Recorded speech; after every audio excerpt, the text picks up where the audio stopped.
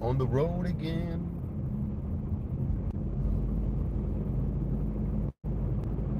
But let me just flip that around so you guys see where I'm driving about. Ba-da-da-da-da-da. Ba-da-da-da-da. Ba-da-da-da-da. Ba-da-da-da-da. On my work, I gotta drive about like another hour and a half. Not too far.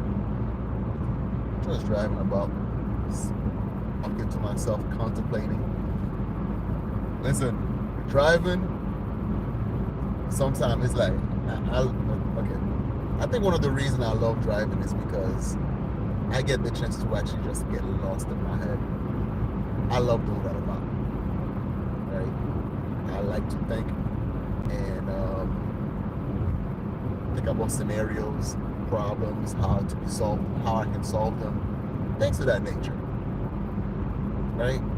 And I know sometimes, like, I know they don't like spending time alone by themselves because then they have to like face their inner demons, and they don't want to do that, so they always try to surround themselves with distractions, with noises, and but me, I like the quiet. I like the quiet stuff. And when I get the time, when I have the time to think, I like to think. And sometimes I will put things. I listen to stuff that actually give me different perspective and actually clear my head better. Kind of help me find solutions to things that I want to accomplish. Yeah, I think that's probably one of the main reasons why I love working in my field. It's freaking awesome. But yeah.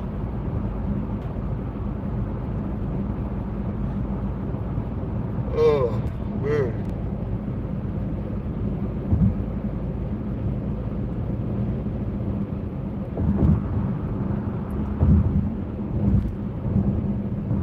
I'm still a little tired though. I need to like catch up on some sleep when I get a chance.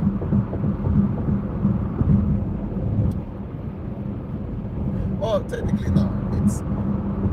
I'm good with the sleep. I'll probably get me a nap once during my break. See, another thing. Like, what type of job you can't have that you could just take a break whenever the hell you feel like it, take a nap whenever the hell you feel like it. Look, my career is freaking fantastic. I pretty much get paid to travel, and with that, I just yeah, I get to see the world. I get to see a whole bunch of stuff that I found very interesting all throughout America, and I think it's freaking awesome, man. I love it. I freaking love it. But yeah, what are we talking about today? What are we talking about? Yeah, we're talking about some relationship, right? So me and my girl, we're having a conversation, right?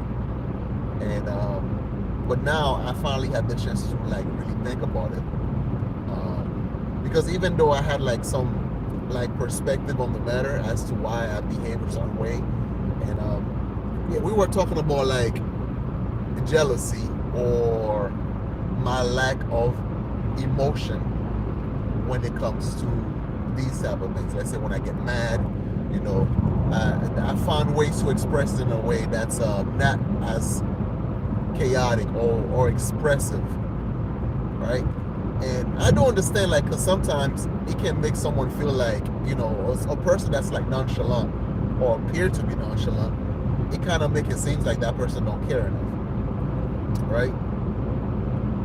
And I get where she was coming from, but I also had to really think about it as to why I act the way that I act. It's not that I don't, get jealous or feel jealousy or feel anger and stuff like that, or the way I choose to express them.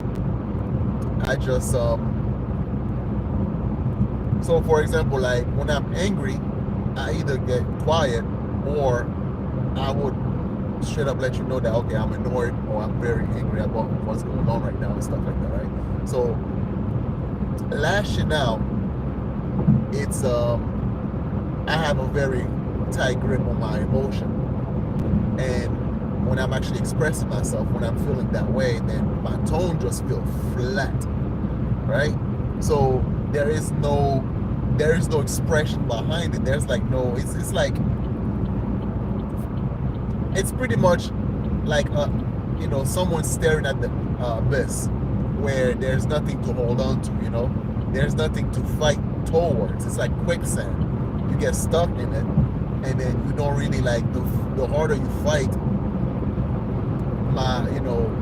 the harder you fight it, then the deeper you kind of sink into, right? And I think the reason I am the way that I am is because, like, having to deal with my mom, right? Yes, it always stems back from having to deal with hold on, let me just switch that up real quick.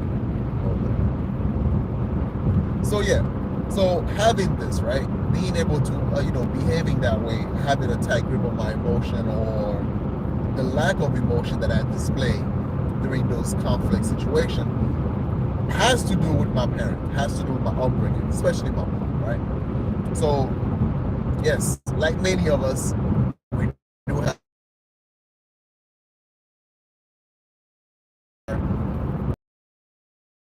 right childhood memories or past experience that shape the way that we behave, that shape the way that we are, and it helps us deal with the different in a certain way.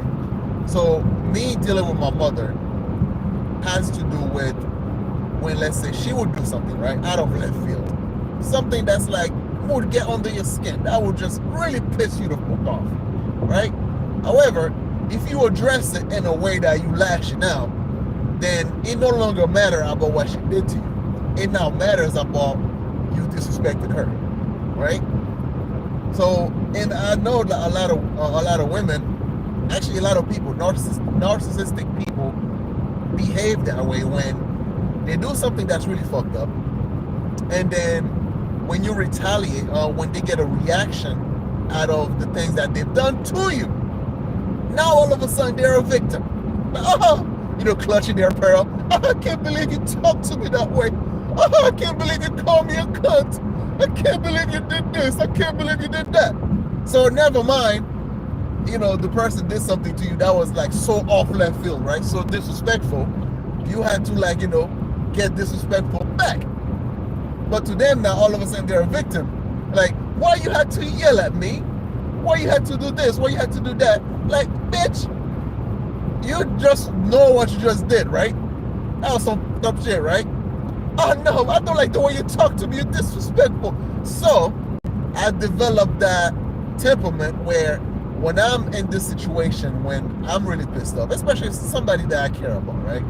And I'm trying to get my point across, I don't want to leave any sort of room for you to wiggle your way out of it to make it seem like now I'm the bad guy for actually reacting to the way that you've done towards me. So then if I'm flat, if I don't give you any disrespectful remark, and if I'm just like a manager, I put on my HR hat, right, to let you know that where you fuck up, so that now there's no wiggle room for you to lashing back at me for correcting you.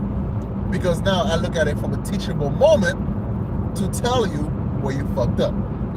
But if I get in my emotion, and if I actually just, call you a cunt because you deserve to be called a cunt, and then now I have to apologize for calling you a cunt.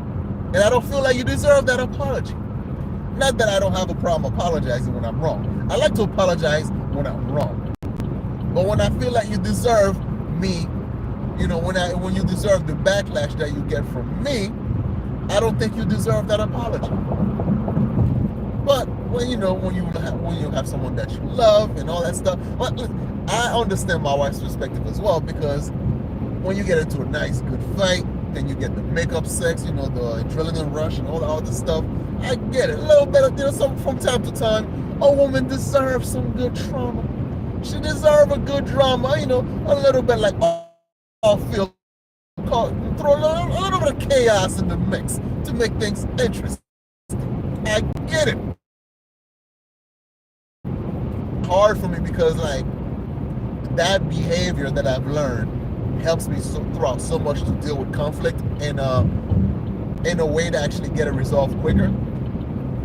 Because put it this way, right? So although her way is more fun, right? Because I don't mind being an asshole from time to time. I just hate being an asshole to her. Because the reason that is I care about my woman, right? I love her. And hurting her is also hurting me, right?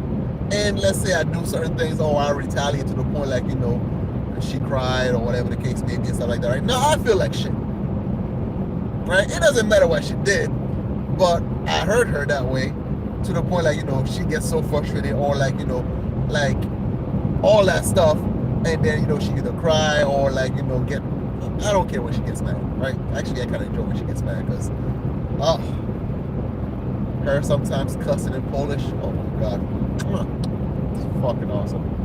So yeah, maybe I should be an asshole from time to time, right? It's hard for me to do. It's hard for me to be an asshole to her, right? Same reason why it's hard for me to be an asshole towards my daughter. Because like when I see things going left, right? There's a disagreement. Now my mind is not to get on my ego. My mind is to just fix shit. And in order for that to happen, you have to remove, me personally, you have to remove the emotion out of it in order to actually get straight to the point. And the more you get angry about it, then the more the conversation gets deviated into a certain topic that has nothing to do with the original point, right? But a little bit of chaos never hurt nobody. So, yeah. I don't know. I think sometimes I should be an asshole more often. But anyway, let me know what you guys think down below in the comment section. How do you deal with jealousy, or how do you deal with anger, all this emotion and stuff like that? Do you just wild out? Do you you know, lash out, or do you express yourself in a sternly manner, like a fucking rock, unmovable, unshakable object, or are you like nonchalant? How do you deal with certain, or do you not care enough to express? But anyway, so yeah, that's my perspective. Anyway, I'm your host, The Haitian. So yeah, so share, like, comment, and subscribe. I'm out of here, guys. I'll talk to y'all later, all right? Peace.